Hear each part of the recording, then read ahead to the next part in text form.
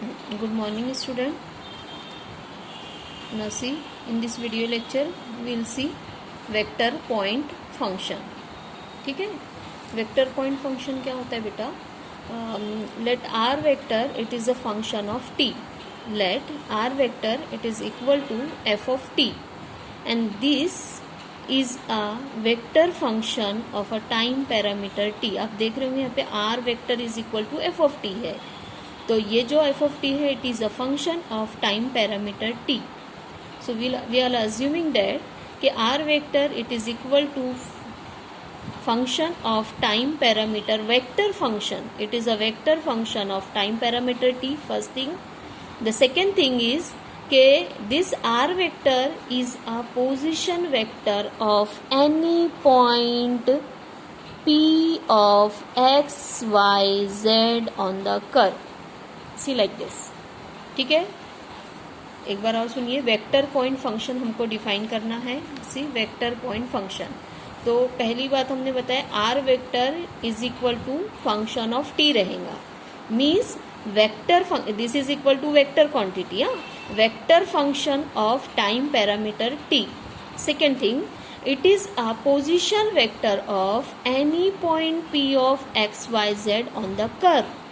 So if it is equal is a position vector of any point p of x, y, z on the curve, we can write r vector is equal to xi plus yj plus zk. ठीक है, एक बार और सुनेंगे आप लोग. r vector is equal to vector function of time parameter t है. Second thing, it is a position vector of any point p of x, y, z on the curve. That's why we can write r vector is equal to xi plus yj plus zk. ठीक है, यहाँ पे अब हमको आगे define करना है vector, velocity vector, acceleration vector.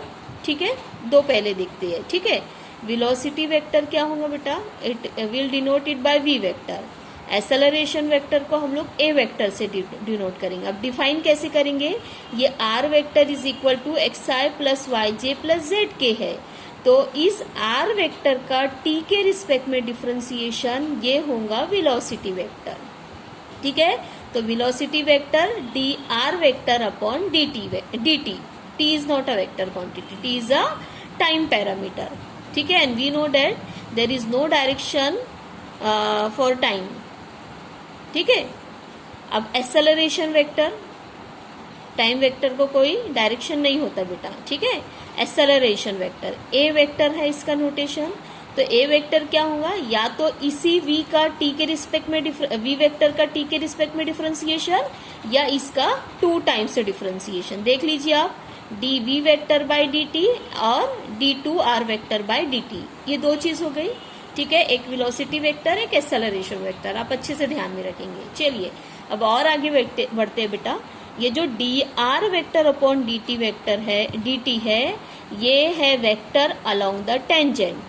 dr vector upon dt it is a vector along the tangent. तो if t vector is a tangent vector, we can write t vector is equal to dr vector by dt. Velocity अलग है, acceleration अलग है, और tangent vector this can also be written as dr vector by dt. ठीक है, now we will define unit tangent vector. ठीक है, तो यूनिट टेंजेंट वेक्टर के लिए हमने नोटेशन यूज करे है t cap.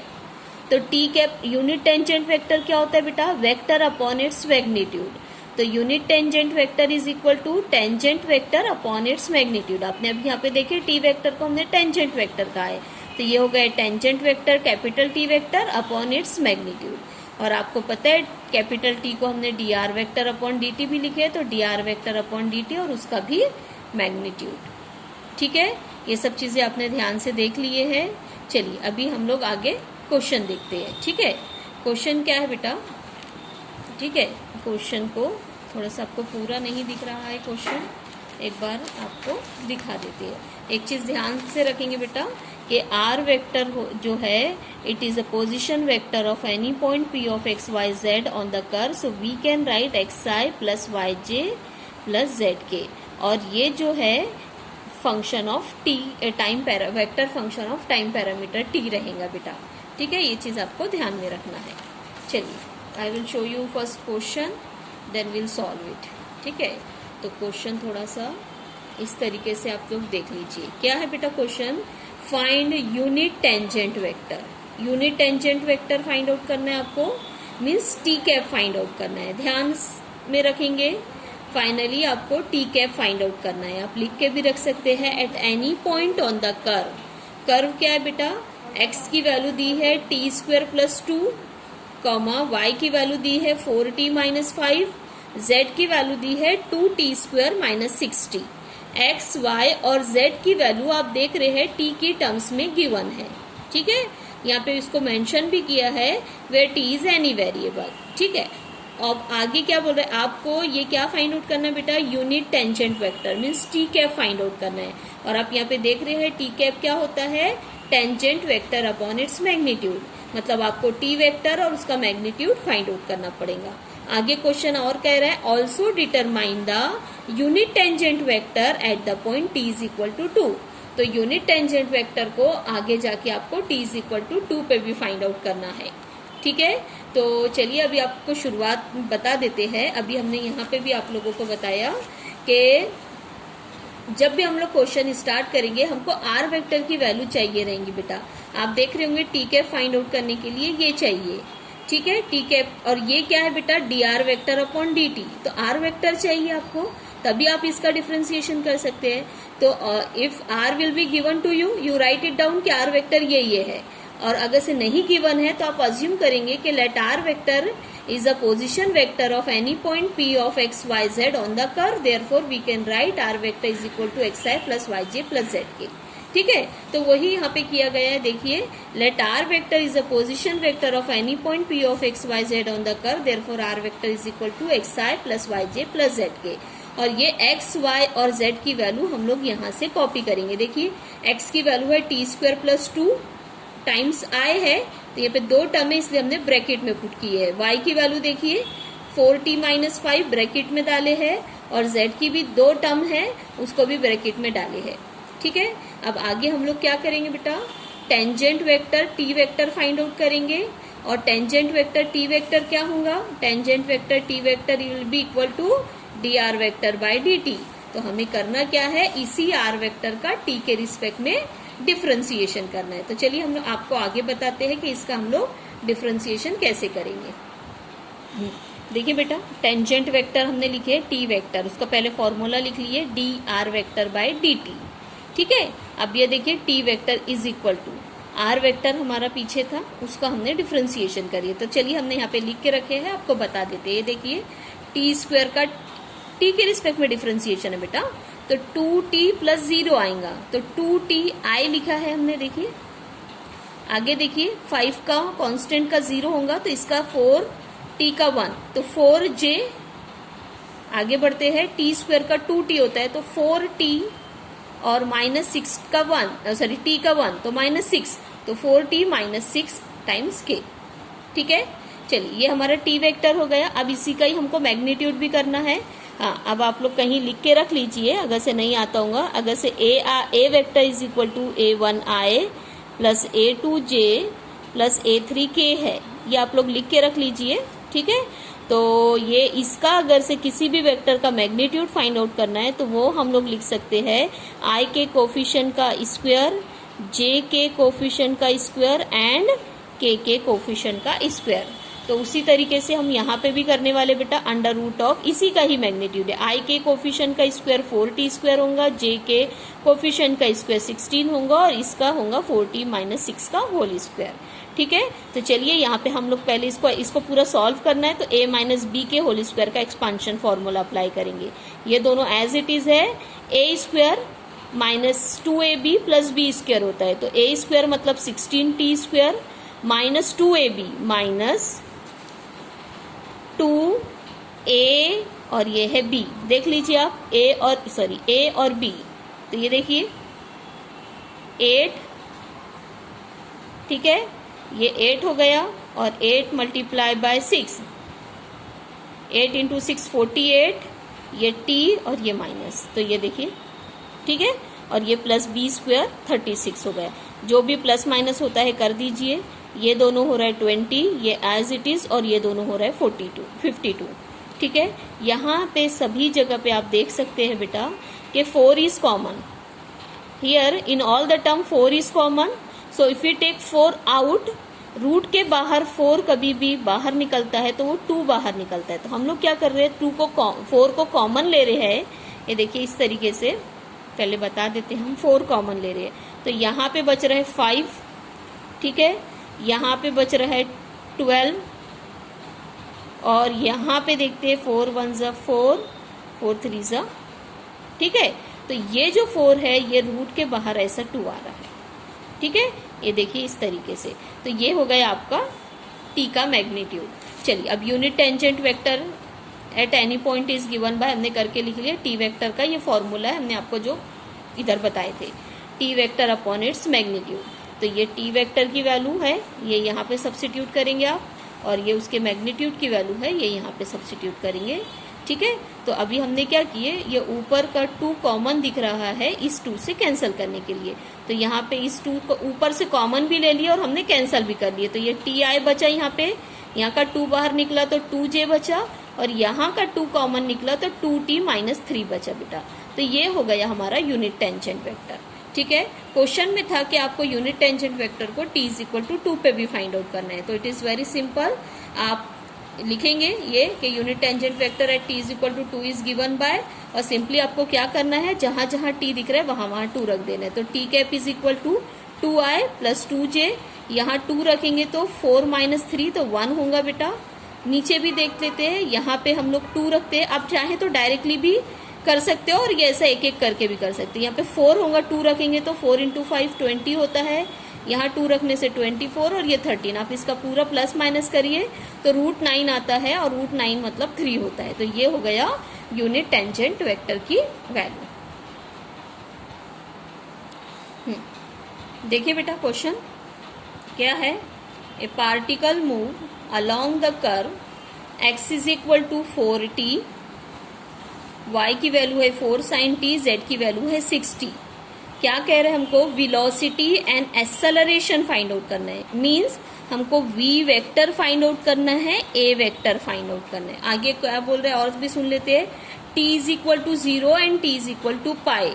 Eight time t is equal to 0 and t is equal to pi, मतलब वेलोसिटी एंड एक्सेलरेशन को at time t is equal to 0 और at time t is equal to pi पे find out करना है। Find also the magnitude of velocity and acceleration at any time t। तो velocity और acceleration का magnitude भी find out करना है एट एनी टाइम t, ठीक है। तो r वेक्टर आपको गिवन नहीं है बेटा, तो सबसे पहले हम लोग लिखेंगे कि r vector it is a position vector of any point p on the curve, ठीक है।